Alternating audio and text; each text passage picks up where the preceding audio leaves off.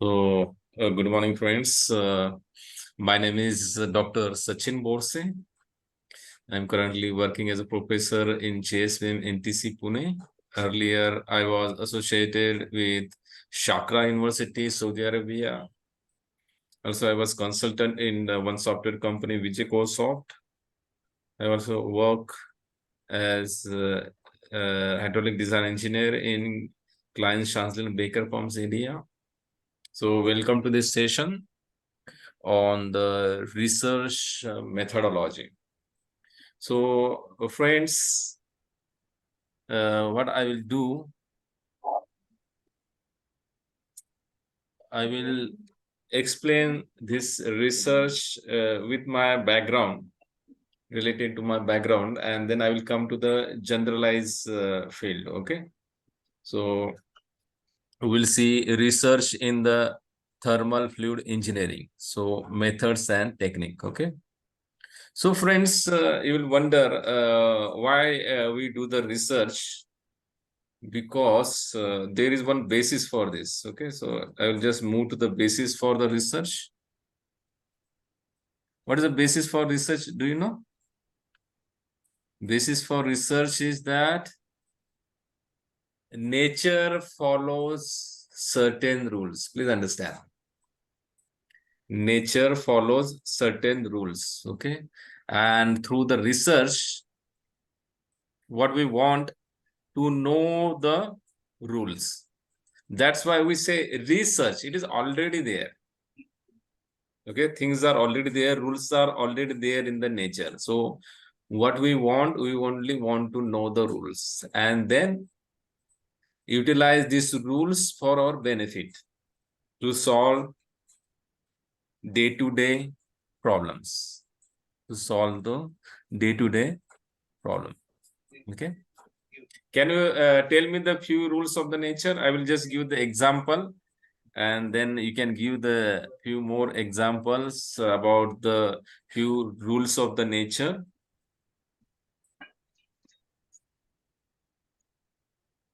So Yes, first rule that we should know, that is the gravity, then inertia, kinetic and potential energy, friction,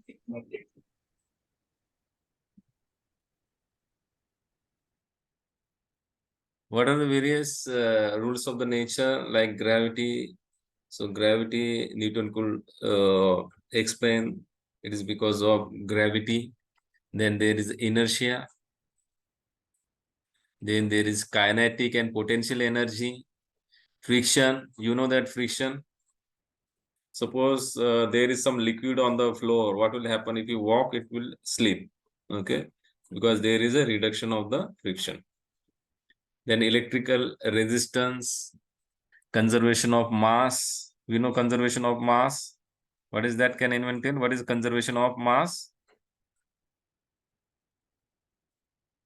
Can anyone tell what is the conservation of mass? Can anyone tell what is conservation of mass? Can anyone tell me? Yes. What is conservation of mass? Yes, please. Anyone from the audience? So conservation of mass is we can neither create mass or not destroy the mass. That's why we cannot disappear. Okay. That's why in few movies, like they show that person disappears. So it is not possible because we cannot create mass or destroy the mass. Okay. That is the reason. Now, then conservation of energy. So this is a rule that nature follows. It tells that we cannot create the energy. We cannot destroy the energy. What we can do is convert the energy from one form to another form. That's why what we do in the engine, what we do, we burn the fuel, we create the heat, and we convert heat into the work. So we use this principle in generation of power. Okay. Then there is conservation of momentum, etc. Can anyone tell some rules of nature from your branch? Rules of nature from your branch. Is it audible? Please tell me, is it audible? Yes, sir. Yes, sir. Okay, yeah. So Yes, sir. yeah, that's why I'm doubting. Yeah. So there are various rules of nature that we uh, explore through the research, and then we utilize for the benefit of the mankind.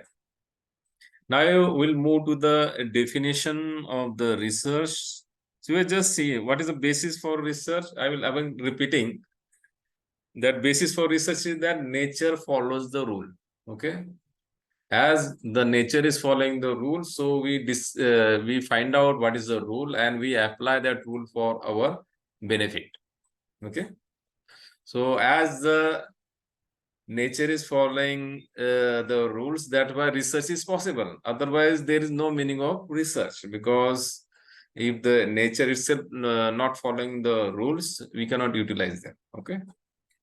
So what is a research? Please understand, research is a systematic process. So we'll understand what is the meaning of systematic later on. Okay. Research is a systematic process. What we do in the research, we collect the data, we analyze the data. What is the purpose of doing this? In order to understand the phenomenon. Why we do this? To understand the phenomenon about which we are concerned or interested. Why we do this? Research in order to increase our understanding. Once we increase our understanding, we can use it for benefit of mankind. Okay. So research, I am again repeating, research is what? It is a systematic process of what? Collecting data, then analyzing data. For what? To increase our understanding. To increase our understanding related to some phenomenon in which we are interested or we are concerned about. Okay. So obvious question that rise in the many minds, that can anyone do the research? Yes. So I will say yes, anyone can do the research, provided he or she has to create the background for it. What is the condition? Anyone can do the research. Only thing is that he or she has to create the background for the research. So that's why I'm telling here, research is done in the area we are trained. We do the research in the area we have got training. Okay. And in an area we are comfortable. Like I will give the example from mechanical. There are 3 subdivisions of mechanical engineering: design, manufacturing, and thermal. Okay. So like me, I am trained and I'm also comfortable in thermal area. That's why I completed my master's and PhD in the thermal engineering. Okay, so we need some training. Means training is what? We have to complete maybe master degree. Okay, then we have to use well-tested methods and technique. Okay, so we have to also get training for methods and techniques. Okay. And when we do the research, one thing we have to keep in mind, that we have to conduct a research in unbiased way. What we have to do is we have to conduct research in the unbiased way. Okay, we should not be biased about the your topic. Okay, we should not be biased about your topic. Can you see the screen? Hello? Yes, sir. Yeah, Sir. yeah. Yes, sir. So I am emphasizing here that we need background for doing the research. Like you cannot immediate, like I am from thermal area, I cannot start research in other field unless I create some platform for that. Okay, I should get some training or study related to the topic, and then I can start. Okay. And one thing we have to do is that we have to conduct the study in unbiased way. You should not try to prove something. The fact should prove something. Okay. We should not try to prove something, okay, but factual prove the things. Now, next is why we do the research. What is the motivation? What is the motivation in the research? Yes, sir. Problems in application and general benefits to the mankind. Yeah. So we'll see in the two ways. That is a motivation for us. What is the motivation is first to earn the degree, like you joined master's or doctoral program. So your purpose is to what? To earn the degree. Then next, to earn the fame, like you have chance to earn the fame, like Newton. Everyone knows the Newton, okay? Everyone, okay? If you ask any student what is a Newton, so he or she has heard the name of Newton. Okay, Newton was scientist and he discovered the gravity. He discovered the there are Newton's law of motion, like this. Okay, so because of that, he got the fame. Next is to earn the money. Through the research, you can generate some patent, and once you generate the patent means what? You have some right for that particular product. Okay. Then once you have right, the other person or industry cannot make that. Okay. If the industry want to manufacture that particular thing, then the company should take the permission and give some royalty to you. So we can, after patent, we can sell the rights to the company and generate the money. So this is one of the major, we can say, driving force for the research. Next motivation comes, that is desire to face challenges in solving the unsolved problems. Okay, so we feel very thrilled to solve the problems which are faced by the society, faced by the industry. So suppose if someone is in problem and when we solve the problem, we get a very different kind of satisfaction, okay, that we cannot measure in terms of money. So while solving this problem, we get feeling of thrilling.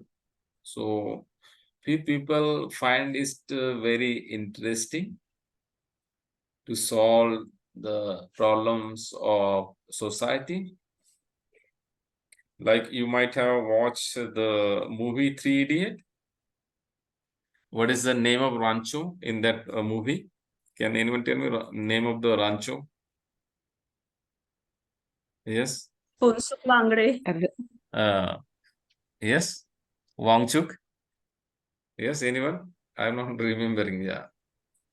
Yes, can anyone tell? Funsuk Wangre. Yes. So the person which is shown in the movie, he's interested in only solving the problems, okay? Not interested in earning the degree, earning the money, okay? So such type of thrill are filled by few people. There are very less people in India who are like Wangdu, okay?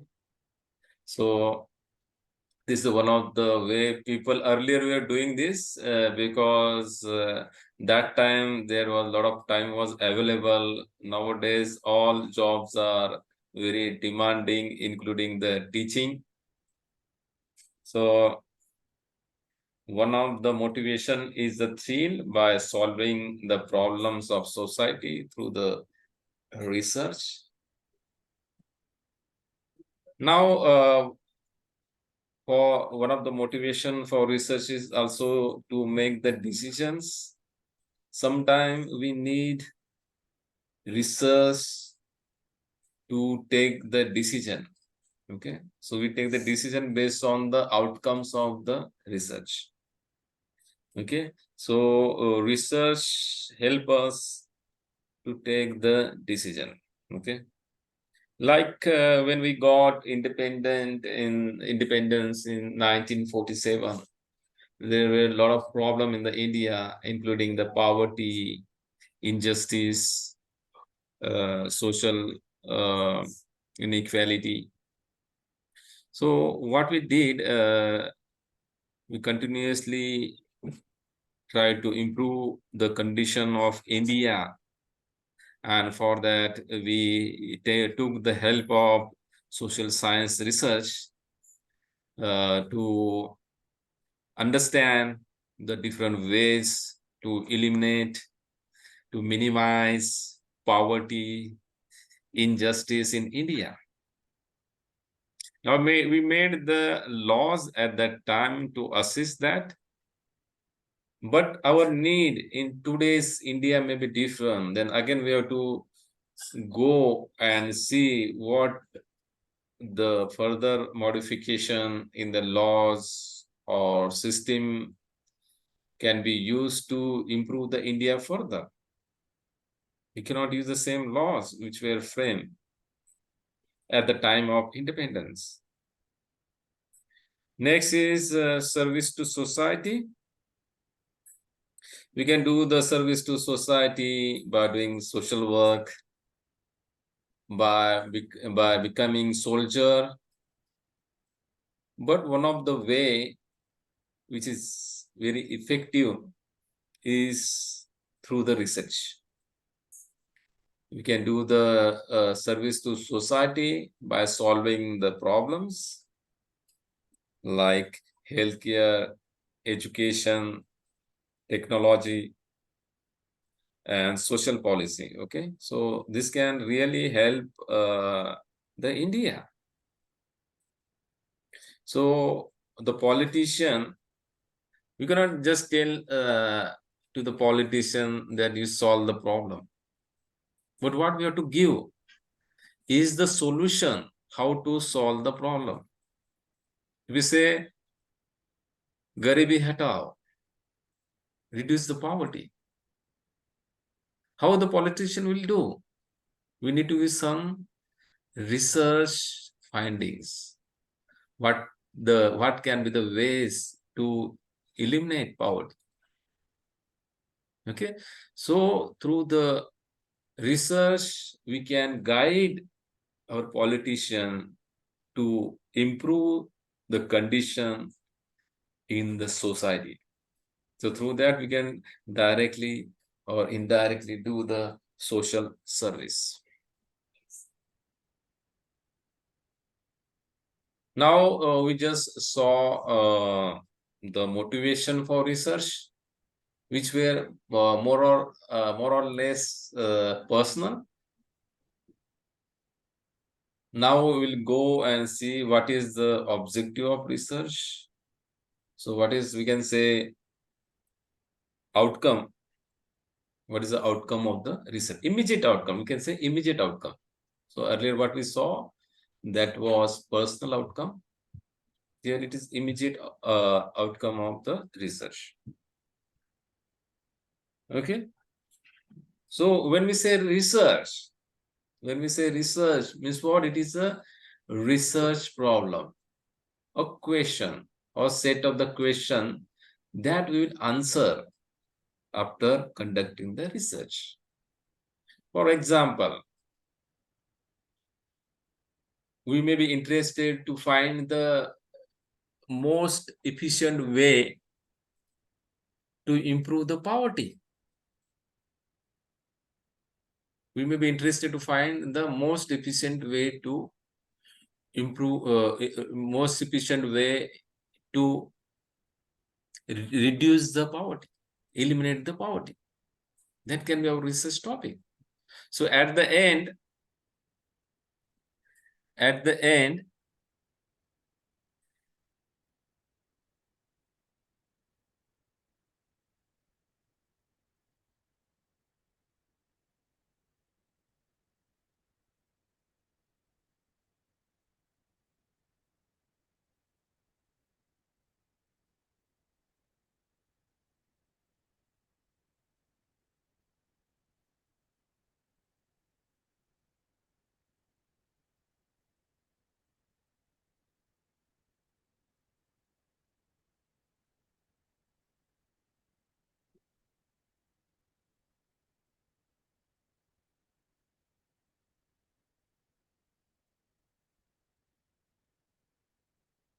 So is it visible Yes, and audible? Yes. Yes, audible sir. to. Yes, it is, sir. Yes. Visible too and audible too.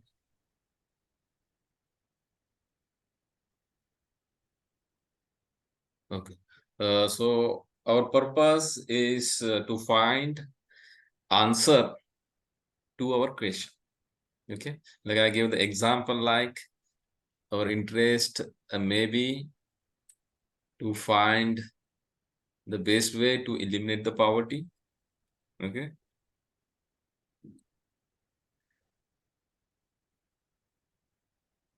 Now we'll see what are the objective of the research. First objective is to become familiar with the phenomenon, how the phenomenon is occurring, what parameter affecting the phenomenon. Okay, how phenomenon is occurring, what parameters are affecting, and boundary of that phenomenon.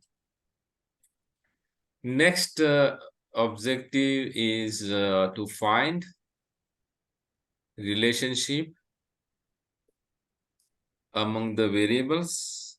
Okay, so our main aim in the research is to find the equations. Okay, like what parameters are affecting and what is the relation between that parameter. It may not be very much every time simple, like we see in the Ohm's law, okay, or Newton's law of viscosity, but it may be complicated now. Okay, so we have to find that relationship, then find the frequency,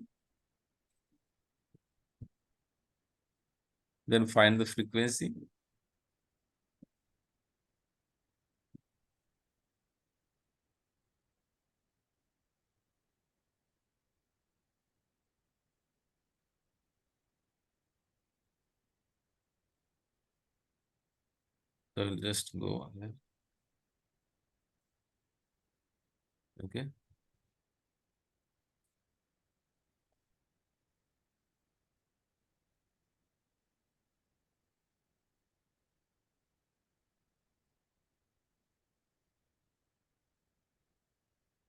Okay, so we saw first thing to become familiar with the phenomenon.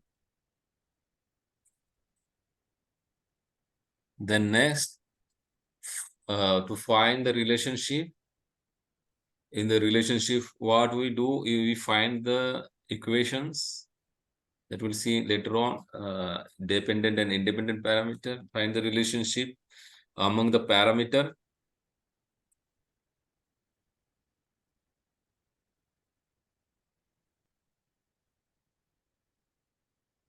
Okay. Then we find next is the frequency of occurrence of phenomena. We find the frequency of occurrence of the phenomena. Like you may be interested to find the road accidents and what is the frequency for particular road accident, like accident at the turning, accident with the high speed. So that may be our interest, to find the frequency of occurrence per month, per year, per day, like that. Okay, so our interest may be to find that frequency. And next comes to find the optimum solution. What can be optimum solution for a particular thing? Can anyone describe what is the meaning of optimum? Can anyone tell what is the meaning of optimum? Yes. Optimum means it must be cost effective. Yeah. It must be cost effective. So what happens? We have to optimize the thing. Okay, so we have to minimize and maximize. Okay, so our interest may be to maximize the efficiency. Like you take the example of engine. Okay, our interest may be to increase increase the efficiency. But if you want to increase the efficiency and you put the so much costly parts, that people cannot afford. So we have to also optimize efficiency as well as the cost. Okay, so optimum value will satisfy both the needs, efficiency, as well as the cost of the engine. Okay. So as I told, I will just move to one example that is maybe related to my field. So just give the field of the research. I am giving this example. Don't get worried about this. Okay. So first question that will come in your mind, that what background I will need for research. Okay. As I mentioned earlier, any layman cannot start the research. Okay. So he or she needs to have some background. Okay. Like I mentioned, I decided to pursue my research in the thermal engineering. So what I have to do is I need to have some knowledge of subjects, courses from thermal engineering. Like I will give the example. This is for example only. You can give your own example. Okay. Like I will need a good understanding of subject like thermal engineering, fluid mechanics, heat transfer, numerical method, CFD, instrumentation that is needed for all the branches to conduct the experiment. Okay. Then this is subject knowledge. This is the subject knowledge. Then besides the subject knowledge, what I should do? Okay. So beside this, I should read the journals. You may be aware that most of you have completed the master's degree. That research outcomes are published in the research journals. Research outcomes are published in the research journals. So we need to read the research journal related to our field. First, you find which are the best journals for that. Then you read that journals and understand. Please understand that you have to understand how to conduct the research. How to conduct the research, which data you should read, how to analyze the data. That you have to understand from the research paper. You have to understand from the research papers. So research paper is a very good tool for, we can say, fresh researcher. Okay. So we have to be very careful in observing what others have done, how they have done, which parameter they have studied, how they interpreted, which parameter helps to understand, interpret the things. Okay. So this example I have given, that we need the background of your subjects. Then next is a background of research. That you also take the help of some researcher working in the field, but at the initial condition, you follow the research papers. Now let us understand, before going to the characteristic of research, we have to understand one parameter called as dependent and independent parameter. Okay. I have just taken one example. Don't worry about that example. I have taken one example from a forced convection heat transfer. Forced convection heat transfer is like when we switch on the fan, it moves the air. So it is forcing the air. That is called as what? Forced convection heat transfer. So this phenomenon depends. Okay. So there are some parameters in this phenomenon, that is a friction factor and Nusselt number. These are called as independent parameter. These are called as dependent parameter. Okay. The parameter which comes in the equation on left hand side, like you write anything like nu, something like this. The parameter which come on the left hand side, they are called as what? Dependent parameter. Parameter which come on the left hand side, they are called as dependent. They depend on something. The parameter depend on something. They are called as what? Dependent parameters. So in this phenomenon, there are two parameters like a friction factor and Nusselt number. Okay. So these are the parameter on left hand side. They are called as what? Dependent parameter. Okay. And the parameter which comes on the right hand side, maybe Reynolds number, Prandtl number, they are called as what? Independent parameter. They are called as what? Independent parameter. Okay. They are called as what? Independent parameter. So I will give first example of friction factor. You can see friction factor here. It is coming on the left hand side. So this is what? Dependent. It depends on something. And the parameter which are coming on the right hand side are called as what? Independent parameters. So here geometry. So I'm giving the example from my field. Your example may change. I will also send you the some few simple examples from physics. Okay. So the this friction factor depends on geometry and Reynolds number. So geometry and Reynolds number became what? Independent parameter. Okay. So similarly, we see for heat transfer. In heat transfer, Nusselt number is dependent parameter, and this Nusselt number depends on what? The three independent parameter like geometry, Prandtl number, Reynolds number. So geometry, Prandtl number, Reynolds number are called as what? Independent parameter. The parameter which affect other is called as what? Independent parameter. The parameter which is affected is called as what? Dependent parameter. Okay. So this is about dependent and independent parameter. Okay. So we'll understand this dependent and independent parameter, and we'll use this for understanding the characteristic of research. So I think the time will end now. So what we'll do, we'll take next session after 10 minutes. Okay. So I will stop here. After break, we'll start the characteristic of research. So I'll stop here. Please connect after 10 minutes. I will inform you via WhatsApp. Thank you.